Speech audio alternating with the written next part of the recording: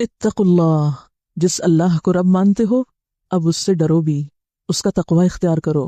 کیسا تقوی؟ حق تقاتہ، جیسے اس سے ڈرنے کا حق ہے، جیسا تقوی ہونا چاہیے۔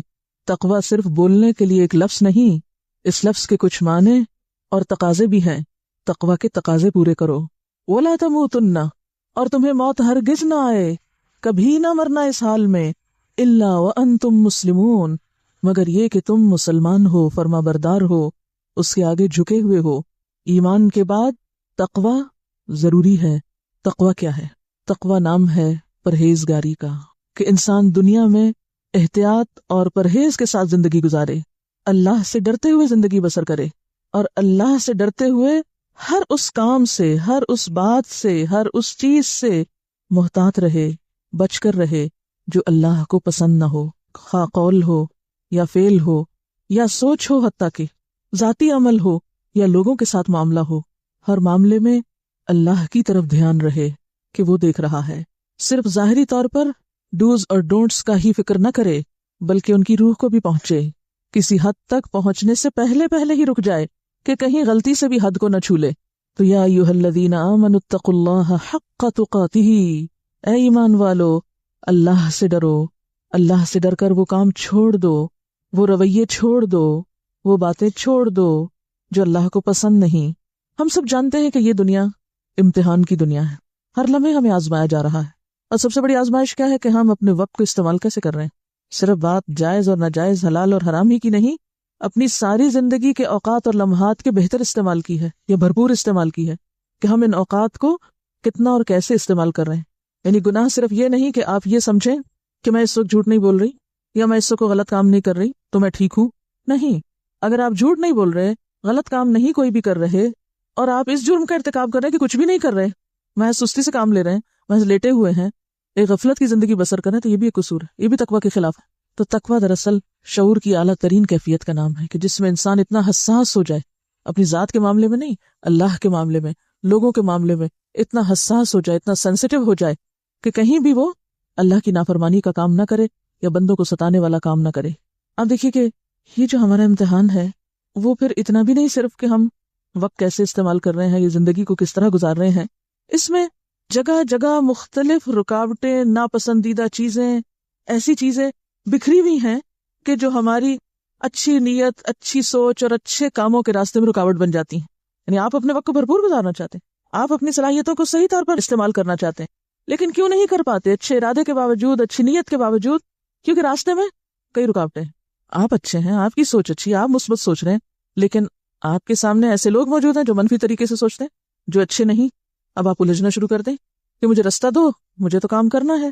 پھر اسی طرح آپ دیکھیں کہ جہاں آپ کو لوگوں کی منفی باتوں، منفی سوچوں، منفی رویوں سے واسطہ پڑتا ہے، وہاں بعض اوقات لوگوں کے غیر سنجیدہ رویے، نان سیریس ایٹیٹیوڈ، اور گھر میں یا گھر سے باہر ایک ایسے ماحول کا ہونا کہ جس میں کسی کو فکر ہی نہیں آخرت کی، آپ تنہا ہیں اس سوچ والے۔ اب یہ بھی ایک ناپسندیدہ صورت ہے۔ اب پھر آپ بھی بیٹھ جاتے ہیں کیونکہ سارا ماحول ایسا ہے تو اس لیے میں کیا کروں۔ کہیں پر آپ ایسی سچویشن میں گرفتار ہو جاتے کہ دنیا کی کوئی چیز آپ کو اپنی طرف کھینچنے لگتی، آپ نکلے تھے ایک بڑے ہی اچھے جذبے سے، راستے میں کوئی ایسی چیز نظر آ گئی جس نے آپ کو اپنی طرف متوجہ کر لیا، وہ سارا مقصد اور ساری باتیں بھول گئے۔ مثلا آپ میں سے اگر کوئی بچی گھر سے یہ سوچ کر نکلی ہے کہ مجھے تعلیم حاصل کرنا ہے، یہاں آ کر وہ ایک ایسی دوستی میں پڑ جاتی ہے کہ ساری تعلیم پیچھے رہ جاتی ہے، اور اس کا الٹیمیٹ گول کیا بن جاتا ہے؟ محض اپنی دوست کے پاس بیٹھی رہوں، اس کے ساتھ گپ شپ لگاتی رہوں اور اس کے ساتھ اچھا وقت میرا گزرے۔ تو کیا کیا اس نے؟ وہ ساری نیت اور جذبہ اور ساری قربانی وہ سب ختم ہو گئی، وہ الجھ گئی کسی اور چیز میں۔ اسی طرح بہت سے ایسے اسباب ہوتے ہیں جو بہت ہی ناخوشگوار ہوتے ہیں، لمحے لمحے پر آپ کو ناخوشگوار کیفیات سے دوچار ہونا پڑتا ہے۔ کبھی کوئی آپ کو کچھ بات کہہ دیتا ہے، کبھی آپ کو کوئی ایسی چیز نظر آ جاتی ہے جو آپ کو اچھی نہیں لگتی، کبھی آپ کی یادوں میں، آپ کے خیالات میں، آپ کی سوچوں میں، آپ کے شعور لاشعور میں کوئی بچپن کے، کوئی ازدواجی زندگی کے، کوئی بچوں کے ایسے واقعات، معاملات، مسائل، پریشانیاں آپ کو پیچھے سے اٹھ کے کچوکے لگاتی رہتی ہیں۔ دیکھو تمہارے ساتھ تو یہ ہو گیا، تمہارے ساتھ تو وہ ہو گیا۔ کتنی چیزیں ہیں جو ہمیں مسلسل ناخوشگوار رکھتی ہیں۔ یہ سب کیا ہے؟ یہ دنیا کا جنگل ہے، یہ بکھرے ہوئے کانٹے ہیں، جھاڑیاں ہیں۔ آپ کے اپنے اندر بڑا عزم جمع ہے، بڑے شوق ہیں، بہت بہت کچھ کرنے کے لیے آپ تڑپتے ہیں، روتے ہیں، دعائیں مانگتے ہیں، لیکن حالات کرنے نہیں دیتے۔ کبھی بچے پاؤں پکڑ رہے ہیں، کبھی شوہر روک رہا ہے، کبھی ماں باپ محبت میں آڑے آ رہے ہیں، کبھی کوئی اور ہم پہ ترس کھا رہا ہے، کبھی کوئی بیماری آ جاتی ہے، غرض کہ آپ अनगिनत रुकावटें पाएंगे अपने रास्ते में। अब इन सारी रुकावटों को अबूर करके असल मंजिल तक कैसे पहुंचना है, ये इंतहाई समझदारी का काम है, और ये सिर्फ समझदार शख्स कर सकता है। सिर्फ वो कर सकता है जो शऊरी तौर पर बेदार हो, जिसकी आंखें खुली हों और जो मुहतात हो, समझदार होने के साथ साथ और समझदार होने की वजह से मुहतात हो। इसी एहतियात का नाम तकवा है कि मंजिल को भी नहीं भूलना और इन सारी रुकावटों को खुश दिली के साथ अबूर करते जाना है, एक के बाद एक चीज से टकराए बगैर रास्ते पे चलते जाना और मंजिल पे पहुंचना है। इसी मजमून को एक बहुत अच्छे असर में बयान किया गया है कि हजरत उमर रज़ी अल्लाह ताला अन्हु ने एक मरतबा काब अहबार से, जो एक यहूदी आलिम थे, उनसे पूछा कि तकवा क्या होता है, आप तकवा डिफाइन करें मुझे। तो उन्होंने क्या कहा था, आप सब जानते हैं इस वाक़े को, कि क्या कभी तुम किसी खारदार जंगल से गुजरे हो? तो उन्होंने कहा हाँ गुजरा हूं। पूछा कैसे गुजरे? का अपना दामन बचा बचा के, किसी भी चीज से उलझे बगैर। ये इतनी खूबसूरत मिसाल है तकवा की कि शायद ही इससे बेहतर कोई चीज तकवा को एक्सप्लेन कर सके। ये दुनिया क्या है? खारदार जंगल, जिसके खूबसूरत फूल भी एक तरह से आजमाइश है, जिसमें खूबसूरत अट्रैक्शंस, वो हुब्ब शहवात की सारी किस्में, वो भी बज़ाहिर जो खूबसूरत नजर आती हैं वो भी दरअसल कांटे ही हैं इस रास्ते के, वो भी झाड़ियां ही हैं। तो जो शख्स नजर सामने रखता है कि मुझे वहां पहुंचना है और ऊपर मेरा रब मुझे देखता है, तो उसकी चाल और रफ्तार और गुजरने का तरीका कैसा हो जाएगा, कैसा होगा? बहुत मोहतात। अभी आप देखिए कि आज बारिश हो रही है और रस्तों पे फिसलन है, कीचड़ है, कहीं पानी है। अब आप यहाँ तो नहीं बैठे रहेंगे ना, घर तो जाना है। जब आप किसी ऐसी जगह पर पहुंचे, नहीं कुछ रास्ता हो सकता है स्मूथ हो, आपके लिए साफ सुथरा हो, लेकिन जब आप ऐसी जगह पर पहुंचे कि जहाँ कीचड़ हो, फिसलन हो, गड़ा हो, क्या करेंगे आप? बैठ रहेंगे कि जिस दिन ये सूखेगा उस दिन मैं आऊंगी घर? नहीं, वो तो आपको जाना है घर, जैसे भी जाए आपको जाना है। इसी तरह मौत इंतजार में खड़ी, उसने तो पकड़ लेना है, अगले कमरे में तो जाना ही है। कोई भी नहीं कह सकता कि हम जब दुनिया के हालात अच्छे हो जाएंगे, माहौल अच्छा हो जाएगा, सब लोग अच्छे बन जाएंगे, फिर मैं भी अच्छी हो जाऊंगी और उसके बाद मरूंगी फिर जन्नत में जाऊंगी। इम्पॉसिबल। ना आप ये कर सकते हैं कि अपने घर वालों को छोड़ दें, ये भी एक फरार है, और ये पॉसिबल भी नहीं कि आप घर छोड़ दें। ना ये आप कर सकते हैं कि आप अपनी जिस्मानी जरूरियात से फारिग हो जाएं, आपको सोना भी, आपको खाना भी है, आपकी और जरूरियात भी है। ना आप ये कर सकते हैं कि आप लोगों के मुंह बांध के रखें, उनके हाथों को भी बांध दें, ना कोई आपको हाथ से तकलीफ दे, ना कोई आपको जुबान से दे, ना कोई आपके साथ रवैया खराब करे कि जिससे आपका मूड ऑफ होता है, कोई आपकी खिलाफ मर्जी, खिलाफ पसंद बात ना करे। क्या आप किसी ऐसी दुनिया का तस्वुर कर सकते हैं? ऐसी दुनिया कोई बना सकता है? कहीं भी नहीं ऐसी दुनिया। हत्ता कि सारे के सारे बामकसद लोगों के बीच में रहने से भी ऐसी दुनिया नहीं मिलेगी आपको। अब आपको करना क्या है? मोहतात होना है। कैसे मोहतात होना है? लोग जो भी कहते हैं आपको अपनी जबान संभाल के इस्तेमाल करनी। लोग आपके बारे में जो भी सोचते हैं, आपको अपनी सोच को बदगुमान नहीं होने देना। आपको अपनी गलतफहमी और बदगुमानियों को अपने अंदर ही खत्म करना है। लोग आपको कितना भी उलझाएं, कितनी भी आपके सामने अट्रैक्शंस लाएं कि नहीं इधर से नहीं इधर से आ जाइए, ये शॉर्टकट है, तो आपको वहां भी मोहतात होना है।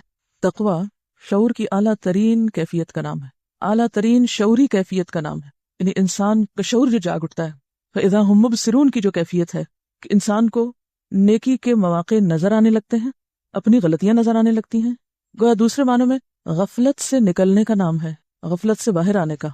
एक जिंदगी होती है ना गफलत में डूबी हुई, अच्छे बुरे की तमीज नहीं, बस जो हो रहा है सो हो रहा है, ठीक है, सब ठीक ही कर रहे हैं, सब अच्छा चल रहा है, ना नेकी की कोई खास उमंग है, ना तड़प है, ना शौक है, और ना ही बुराई पर कोई खास नदामत है।